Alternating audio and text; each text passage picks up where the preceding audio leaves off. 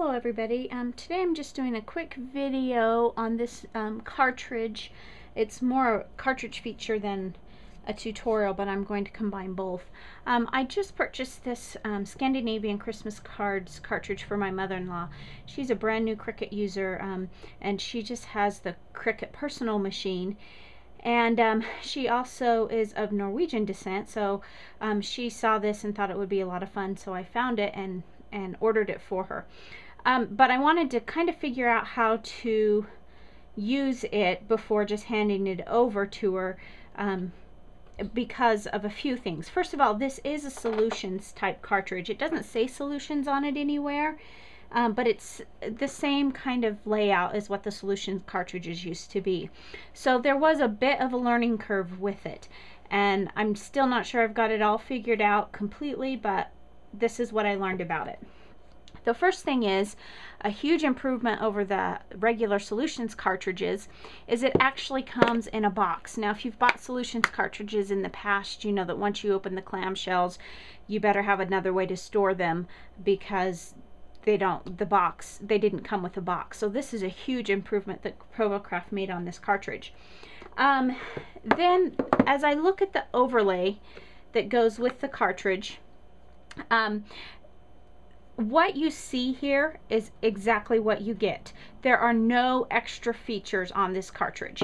So when I look at the back here, I see bells and a dove and a couple different Christmas trees and a baby Jesus in a manger and kind of a Scandinavian reindeer.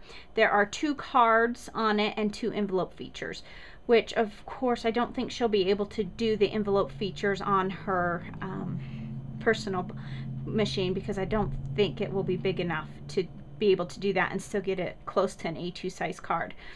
And so I kind of played with the cards to try to figure out sizing on it. And what I learned about it is I wanted to make this card here with the little cutout, and I don't know how well that's showing on the video, but I'll show you the card in a minute. I cut it at 5 inches. Now that means that if you're using your expression, you can get 2 cards off of a 12 by 12 sheet of paper. However, by the time you do the margins, unless you're really good at placing your paper correctly on the mat, you cannot get 2 cards off of an 8.5 by 11 sheet of paper. It's just, you're going to have to put it the 11-inch direction. So that's just something I kind of learned. You could play with it because there is a margin there, but you would just have to figure out the adjustments on your mat. For the Cricut personal machine, probably what I would suggest that you do is get a 12 by 12 sheet of paper, cut it down in half to your 6 by 12, and then you won't have any problems cutting this out at 5 inches.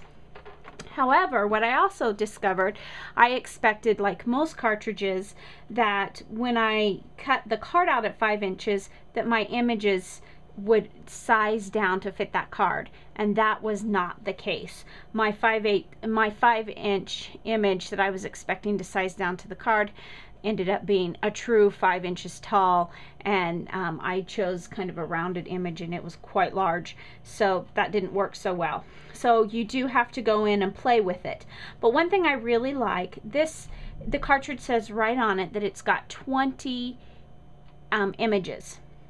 And how they come up with those 20 is, of course, like all other overlays, there are 10 image buttons across. Those are 10 different patterns. Then to do the layers, you just go down the rows for the next 4 rows. So the bells, you'll cut the bells, and then the 3 buttons underneath the top bell are its layers. Very simple to use once you figure out your size. Then the bottom row here are your extra 10 images, and there are 6 different phrases that are on there, and then, like I mentioned, the 2 cards and the 2 envelopes. So let me show you the card that I made, or we'll make it together very quickly. The first thing is, as I mentioned, I cut this card out at 5 inches, which gave me about a 4¼ inch wide card, but then it's only 5 inches tall. And play with it as I might, I could not make it work the other way to fit on the paper. If you made a 5.5 inch tall card, it ended up being 4.5 inches wide. So to come up with the 4¼ for an A2 size, I cut it at 5 inches, which gave me this piece. Now it also does have the score marks here, so then I just scored it. Now to make my card, I had this Anna Griffin paper from last year. I don't know if it's this year's pack or not, but it's called Callista Christmas or something like that, and I wanted that to go behind here. Now this is double-sided paper, and so it's got some flocking on the back. These are flock Christmas trees that you can barely see, but I think that'll still look okay. And I believe I cut that at about 4 inches tall by 4 1/4, or 4 3/4 inches tall by 4 inches wide. So we'll just adhere this very quickly to my card, and I want to get as close to the edge as I can.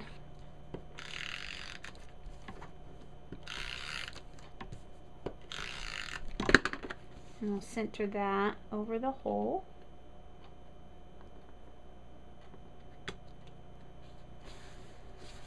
Okay, so that gives me the front of my card.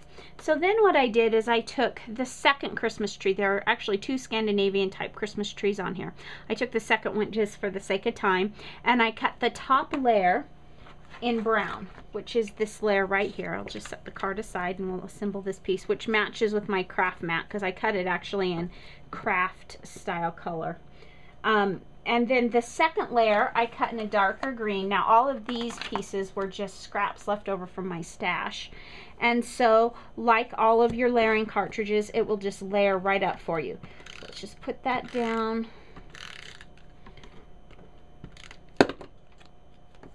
And layer that. I thought when I originally cut it that I was going to actually have to trim it. I didn't realize that the star does cut separately. So that was kind of a fun find. So there's my trees beginning to layer. This one is your intricate layer, and I should have pulled that off the mat earlier and punched all the pieces out, but I didn't, so we'll just grab some scissors and punch them out that way.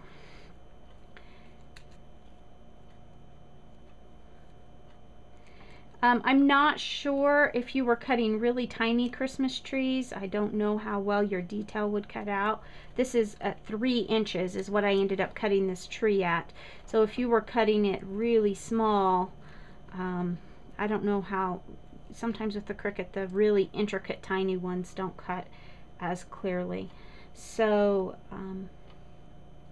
just bear that in mind and kind of play with it. I did pre-cut my images on white paper. I didn't always, and then I ended up with mistakes, and I have to remind myself, always test on your white inexpensive cardstock before using your extra cardstock, because mistakes happen and then you have a wasted piece of paper.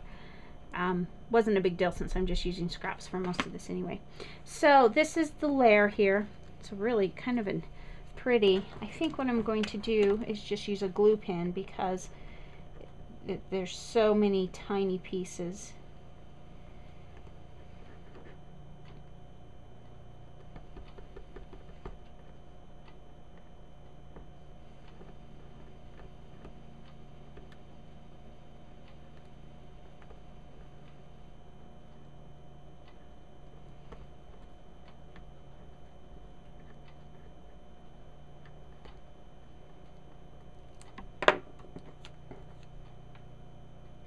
This green, this light green paper I actually have from a shimmer stack. I don't remember if it's Die Cuts with a View or the paper company, but it's got a bit of a sparkle to it, and I kind of like it.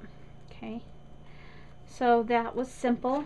And then the last piece that I have here is my little star. The one thing that I really do like about this is how well the layers cut, and how that you don't, I know some older cartridges that I have, when I want to cut layers, sometimes, like for instance a star like this, I would have had to cut it twice and then trim it, you know, cut one of the layers twice. And this one, the layers are just pretty straightforward. So that's one really good thing about this cartridge.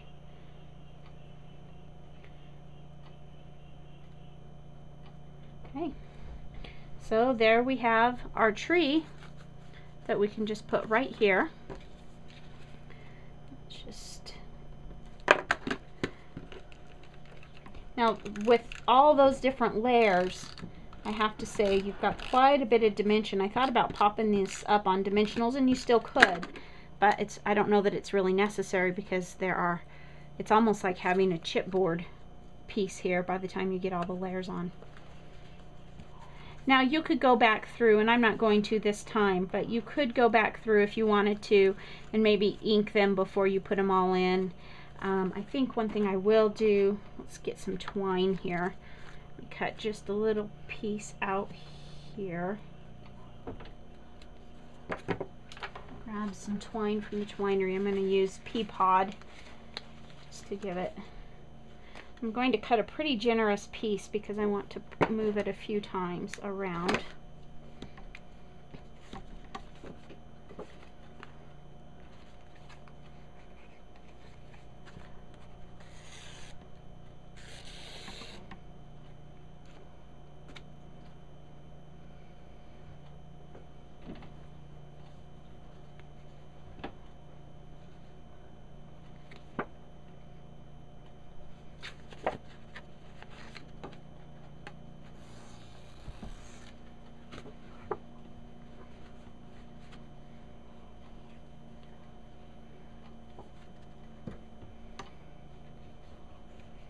I think I was a little too generous here.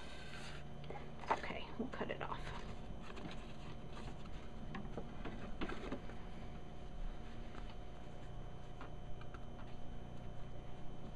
Bring that.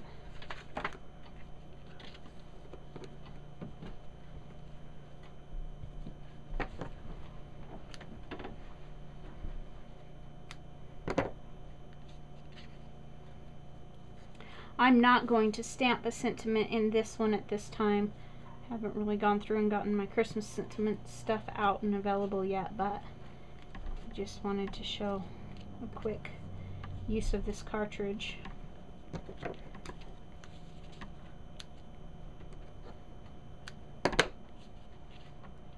And there we have it. I think one more thing that could make it fun, and I was going to get it out and do it, but I don't think I'm going to put it on here right now. I thought about putting some stickles or some kind of glitter glue up on the star just to give it a little bit more sparkle, but I don't think it really needs it, as it's kind of a more muted Christmas card anyway, so I think I'm just going to leave it off. So there we have our card. If you like these old, almost vintage Scandinavian type images, this is a great cartridge, and because it is a solutions cartridge, it's not very expensive. So check it out. One thing you could do if you wanted to is you could print one of the sayings, and it comes with season's greetings, happy holidays, deck the halls, peace on earth, making spirits bright, and 'tis the season. You could print one of those out, or cut one of those out and put it on in here, and then just write your message around it. So thanks for watching, and have a good day.